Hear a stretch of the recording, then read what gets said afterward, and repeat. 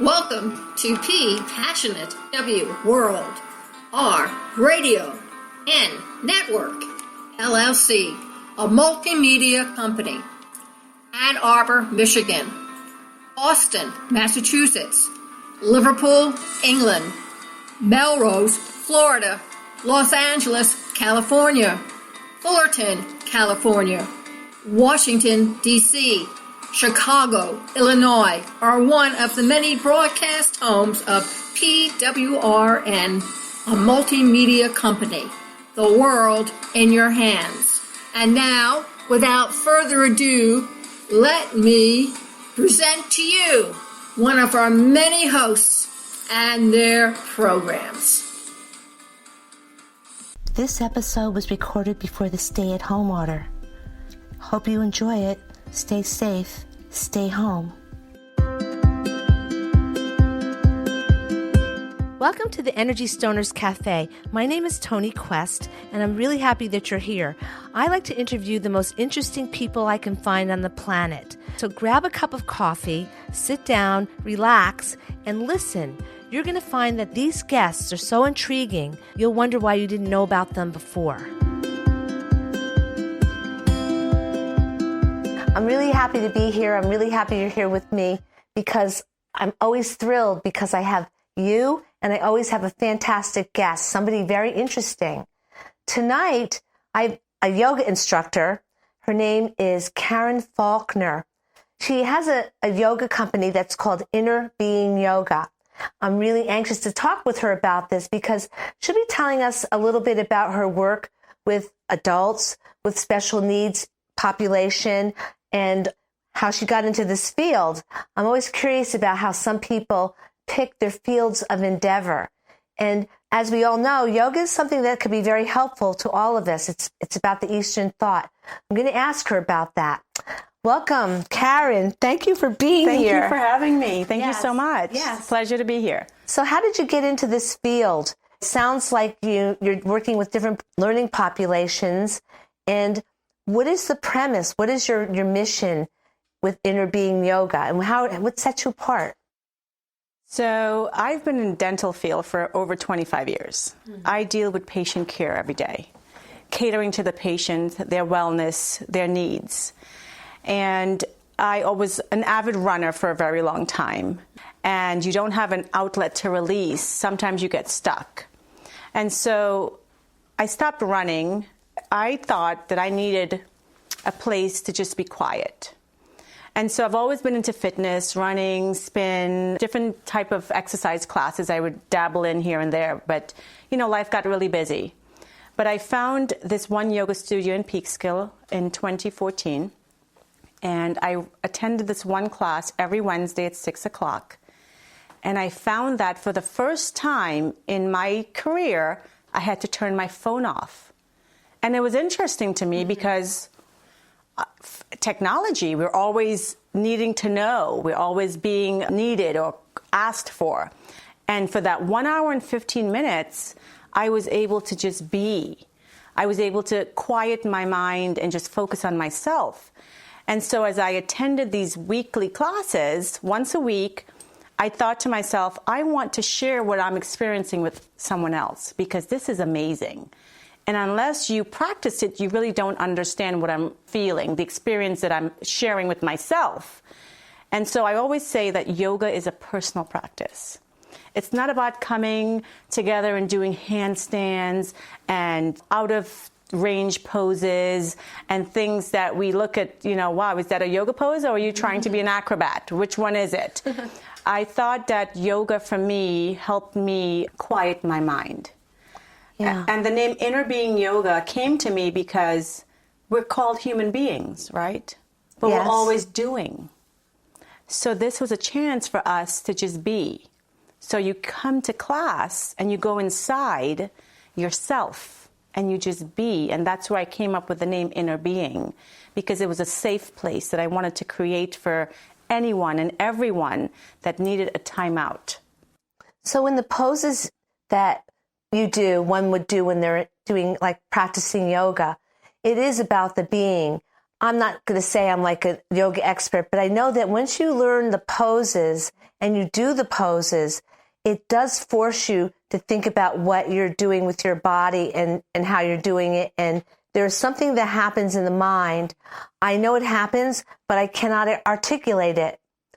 I've seen people that practice it regularly. I used to work in a company. I used to be in corporate world. And there was a woman in this corporation that used to go into the ladies' lounge every day for 15 minutes and just do yoga poses. She didn't care who looked, and she was very calm. It resets the mind. Talk about that mechanism. When I start a class, I always have what's called a Dharma talk, other known as setting the intention for the class. Mm-hmm. So, for example, I'll talk about something personal. I was stuck in traffic. I was rushing. I was impatient. I didn't know what was happening. I was just rushing to get to a point, and I wasn't practicing patience. Mm-hmm. And when I was stuck at that traffic light, I didn't notice the beautiful sunset that was setting on the left. Oh, I didn't notice that beautiful tree that was blooming full blossoms. We get so caught up in rushing to the next step that we forget to pause. And so in yoga, when I practice yoga with my students, we take time to be aware of what is happening in our bodies, but also our mind. What do we need today? Because every day we need something different. Some days we need acceptance. Some days we need forgiveness. Some days we need understanding. And even though it's making shapes with your body, it helps you to just say, wow, this feels really good. Oh, I don't know. I didn't know I could do that. Oh, I didn't know I was strong enough to be able to do this. I didn't know I was patient as much as I was in this pose, because we purposely hold certain poses for a different amount of time based on what the body needs. And so I guess you have to be somewhat mindful, or maybe not so mindful of what you need. Let the pose take over. I'm wondering, I've been studying a little bit continuously about different things, and I've learned something about the different chakras. My understanding is that there are poses that one can do to actually, stimulate, heal, or activate different chakras. Yes. And it's referred to as opening the chakra. Yes. So the chakras start at the root. The Muladhara chakra is the root chakra. And that's where we talk about family and foundation and gory stuff and dirty, bloody stuff that we hold in our minds, we hold in our bodies. And sometimes we have to work with that chakra to let things go. Yeah. A lot of the times in my practice, we work on the heart chakra, the throat chakra, and the core chakra. Because I find that my yogis, we come together to find strength, which is the core. Right, that's a solar plexus. Yes. We come together to open our hearts for forgiveness and for trust, and to be able to give and receive openly and freely. And the throat chakra, to be able to speak our truth without hurting or offending the person that we're saying it to, but still being accepted by speaking our truth. So it sounds like you're working from the chin down. Yes. Do you ever do any work from the chin up? Talking about the third eye and the third eye and the crown. And the crown of the head. So my practice is not a very spiritual practice. Okay. It's more of a mindful, self-love, self-care, self-acceptance practice. I don't read scripts. I don't talk about the yamas and the niyamas. We talk about those things in the form of the English language, where I want to not do this anymore, so I have to be better at this. Right. I want to abstain from this, so I can't do certain things. But when in yoga, a lot of people think, well, you're a yoga instructor, so you're supposed to be very spiritual and very holistic, and you're not supposed to have anger, and you're not supposed to be upset. But what I think a lot of people don't realize is that a yoga instructor, life still happens. And when we talk about being able to let things go in our practice, for example, I'll say in a pose, just allow your body to melt to the mat. Just let go. And for some of us, we're holding this tension in our hips, in our shoulders, all this heaviness, because it's not just that simple to let it go. Right. It's a process. It happens over time. So my practice is more of teaching my students what I myself have experienced as an adult, as a child, as a mother, as an employee, as an entrepreneur. Life happens. And so when we get on our mat, every single person on their mat is dealing with something different. Yeah. And so I teach to who shows up. I don't just have a sequence in my head and say, this is what we're going to do today.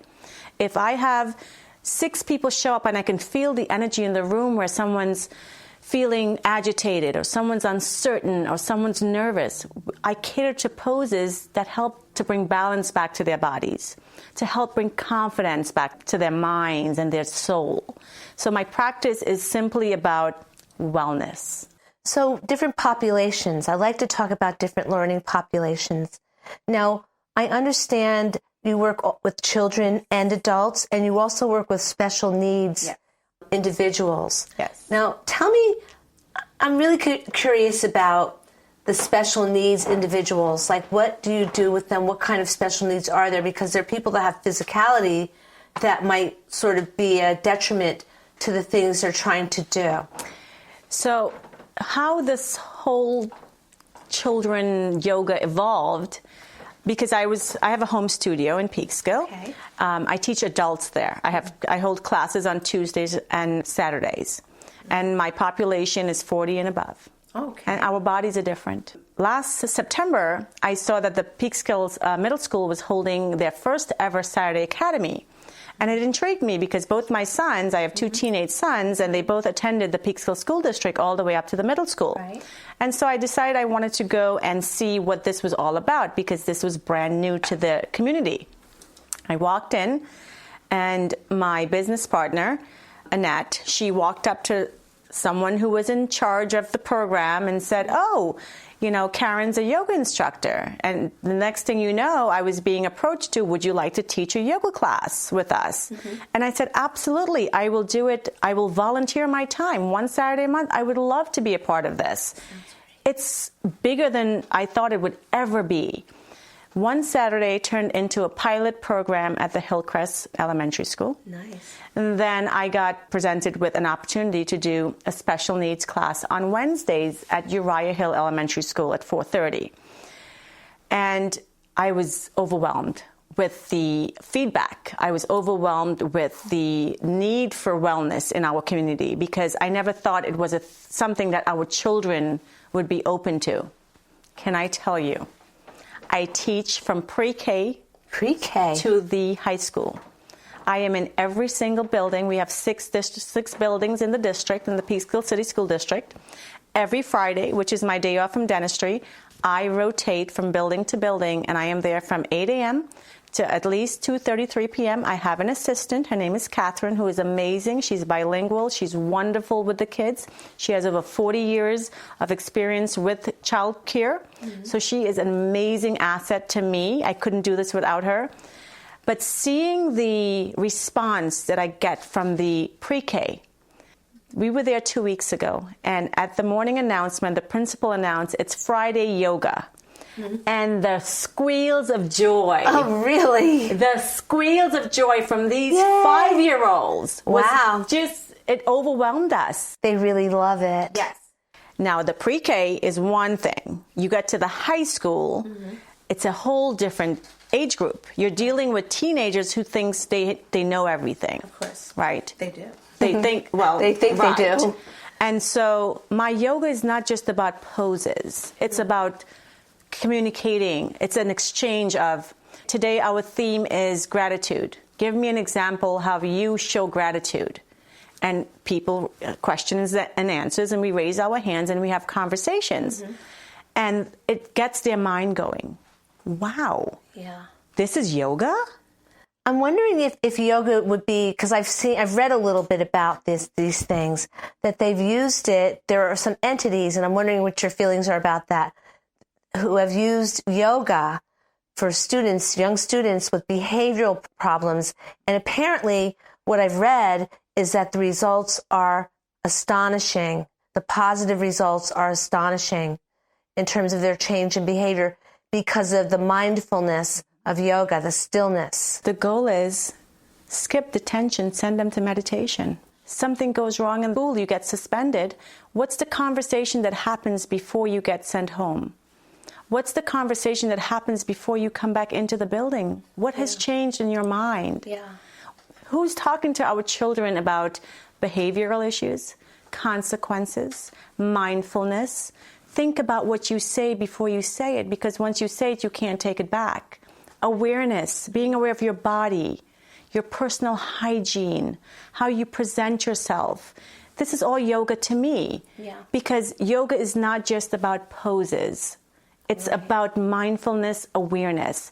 But to speak on the special needs class, this is where my happy place is. Okay, tell me more. Every Wednesday at 4:30, I walk into the gym, and my son Joshua and his best friend Joey, they're both my assistants. The children are the same ages, but they all have different needs.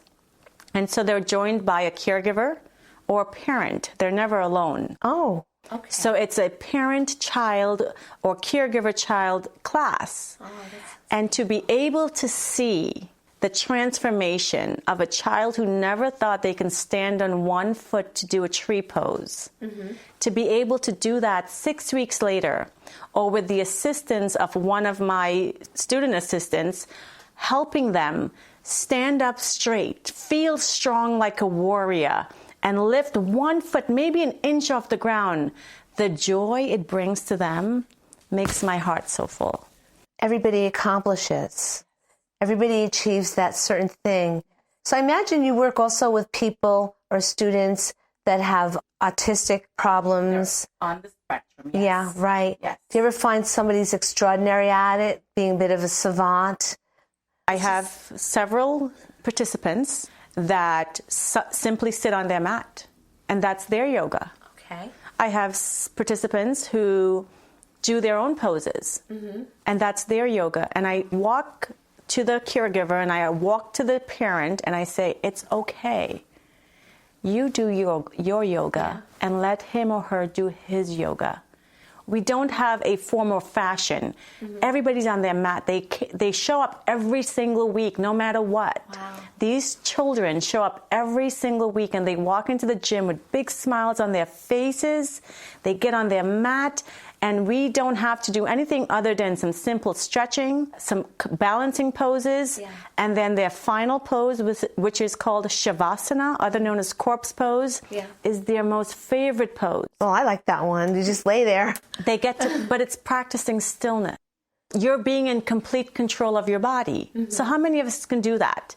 You know, we shake our legs, we wiggle our fingers. Little tick. Yes. And to watch them progress from not knowing any of it to being able to surrender and melt into their mats. It's magic. Surrender is the key word here. Magic.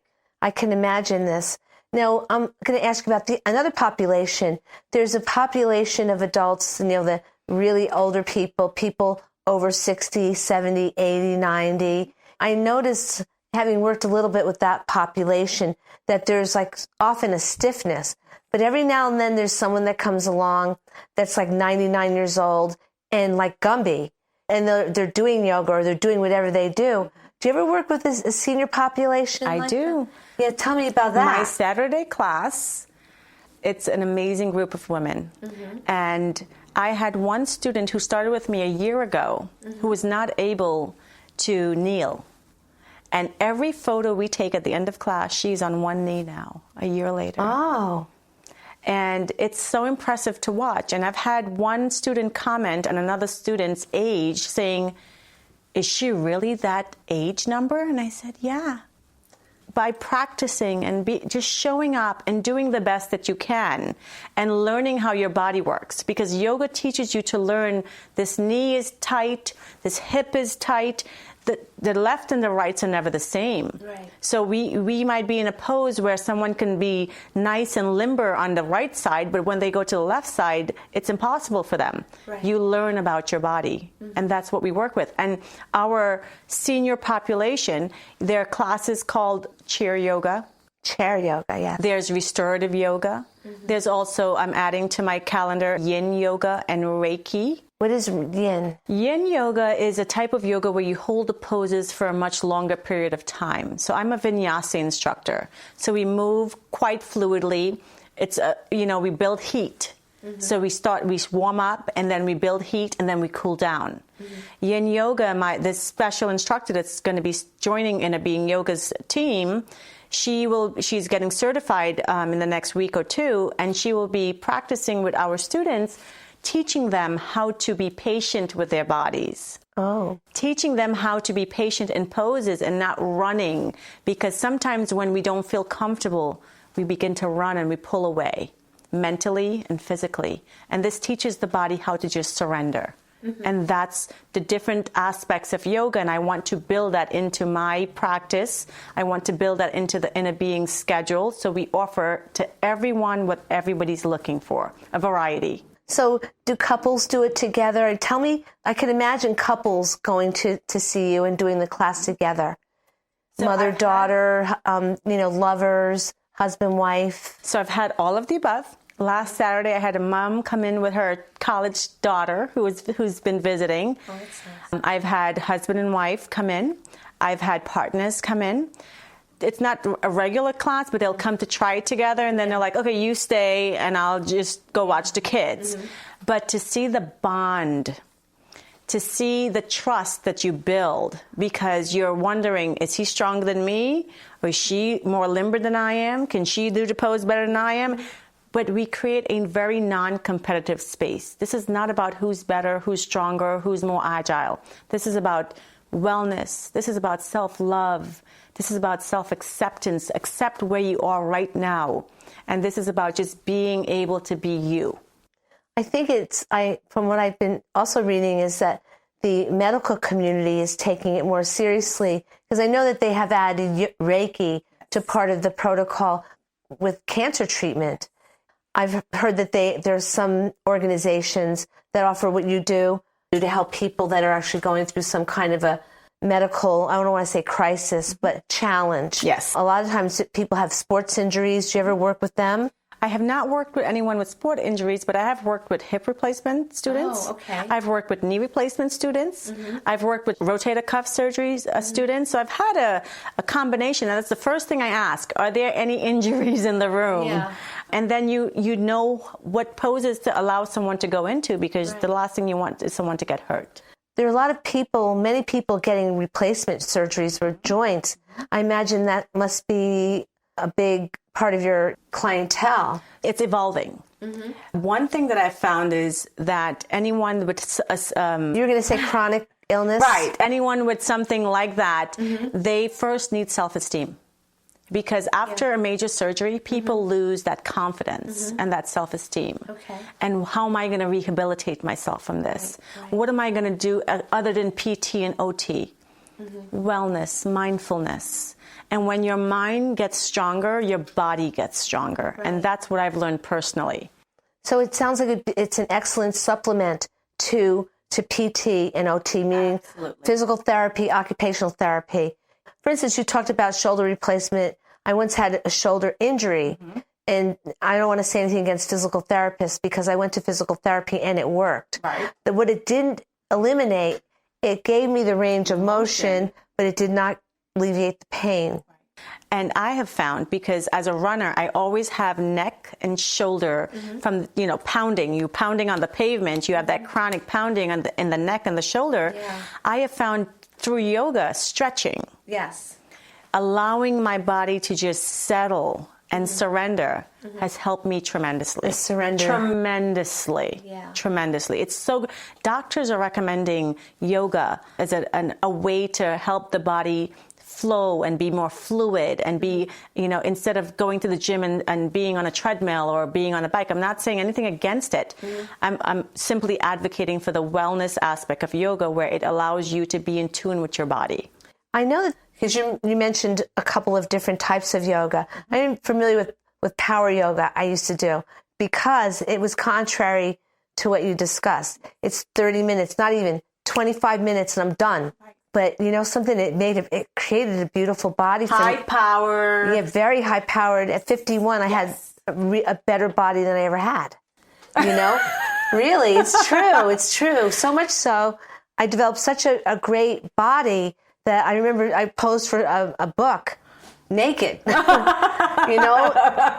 it was like, I think it was called Real Women 40 and Beyond. Okay. And by Bob Buchanan, who's actually been on our show, not about the book, but he's a photographer, and he didn't understand why women had such terrible body image because we didn't do enough yoga. I'm going to agree with you on that one. Yeah, no, I think it does make a difference. You feel so good about yourself. Yes.